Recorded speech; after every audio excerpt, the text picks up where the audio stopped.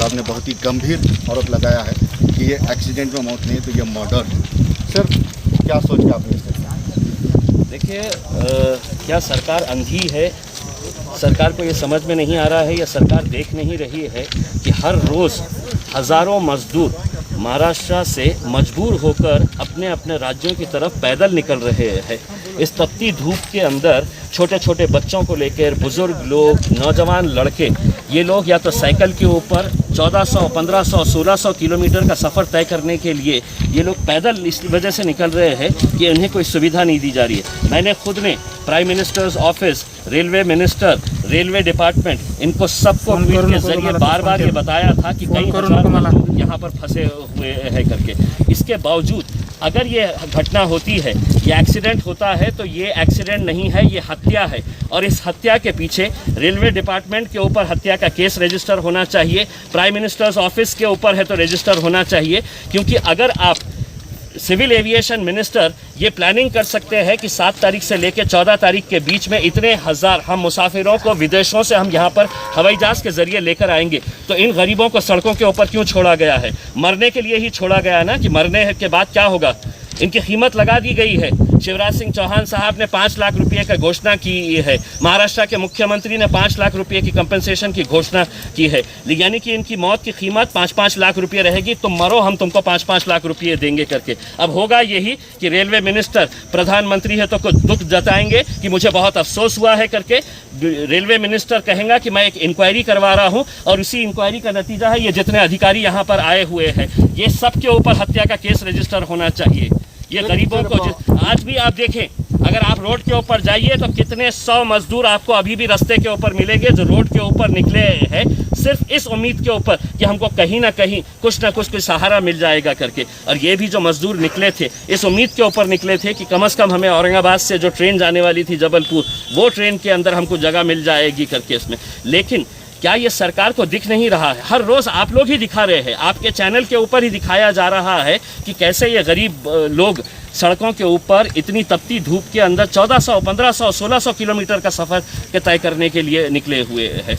तो मेरे हिसाब से मैं ये मान कर चलता हूँ कि ये एक्सीडेंट नहीं है, इसके ऊपर हत्या का केस रजिस्टर होना चाहिए। और तमाम दोषी लोग हैं जो इसको नज़रअंदाज कर रहे थे, जो विदेशों के अंदर रहने वाले हैं, वो पैसे वाले लोग हैं, तो उनको हवाई जहाज़ से लाने के लिए पूरी प्लानिंग की जा रही है कि कितने फ़्लाइट्स कहाँ से ऑपरेट होंगे करके। क्या ये अंधे हैं? इन्हें दिखता नहीं था कि इतने सारे मजदूर हैं, इन्हें रेलवे ऑपरेट करना चाहिए था? क्या ज़िला प्रशासन, सरकार ने क्या किया है?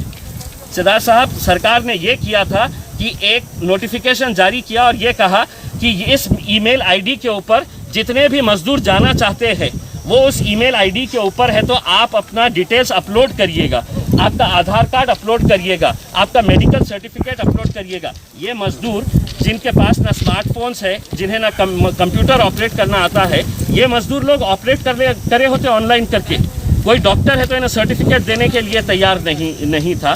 और ऐसी हालत के अंदर आप कहते हैं कि नहीं, आपको अगर ट्रेन से जाना है, आपको सफ़र करना है, तो आप जाइए ऑनलाइन के ऊपर अप्लाई करिएगा, आधार कार्ड ले लीजिएगा उसमें। कोई डॉक्टर जब करने के लिए तैयार नहीं था, और आखिरकार 3 दिनों तक आप देखे हैं कि हर जगह के ऊपर इतनी भीड़ लगी हुई है कि डॉक्टर्स का कहीं से सर्टिफिकेट मिल जाए, और कल दोपहर में जाकर सरकार चेंज कर देती है, नहीं हमको डॉक्टर का सर्टिफिकेट नहीं चाहिए। अब आप जाइए रेलवे स्टेशन के ऊपर जाइए, और आपको है तो सिर्फ डॉक्टर है तो आपका थर्मामीटर से चेक करेगा।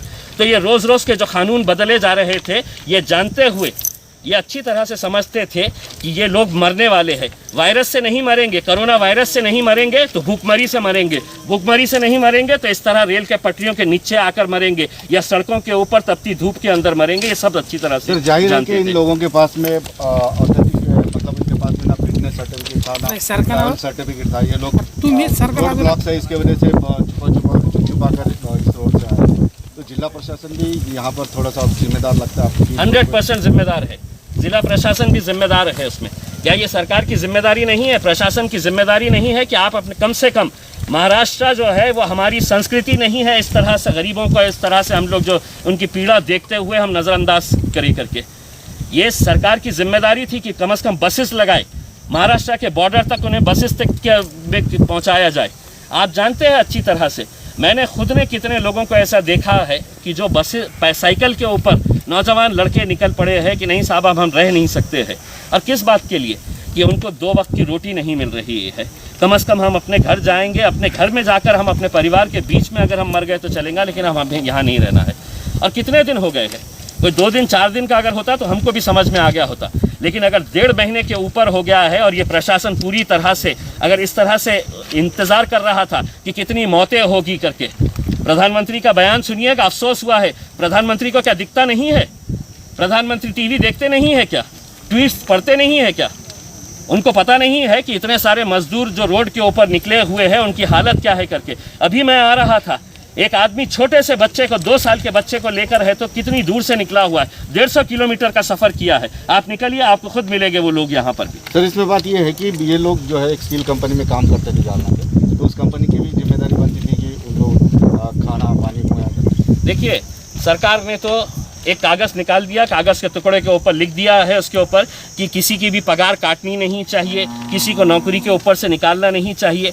लेकिन क्या लेबर डिपार्टमेंट ने ये चेक किया है कि इन लोगों को इनकी पगार मिल रही थी, इन लोगों को नौकरी से रखा गया है या नौकरी से निकाला गया है? आज औरंगाबाद और जालना अगर देखा जाए तो ये एक इंडस्ट्रियल सिटी है, लेकिन यहाँ पर कितने सारे मजदूरों को कहा गया है कि अब आप जाइए घर के ऊपर। अब वो जाएंगे तो जाएं कैसा?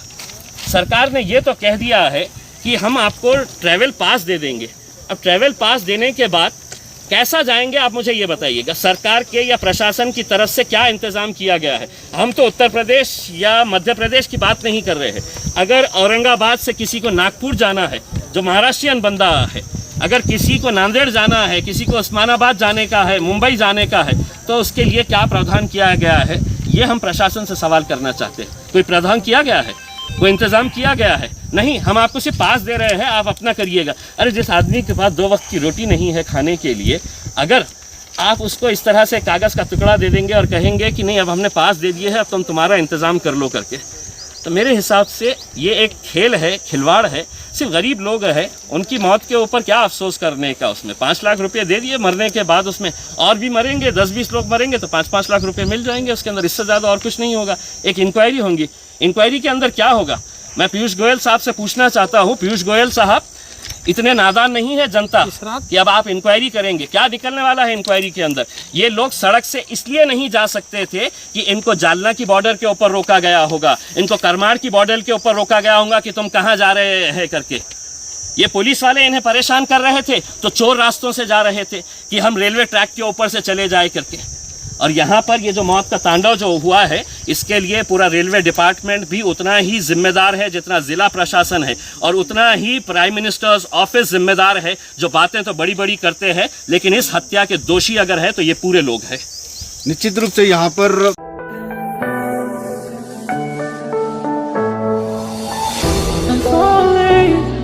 Tell me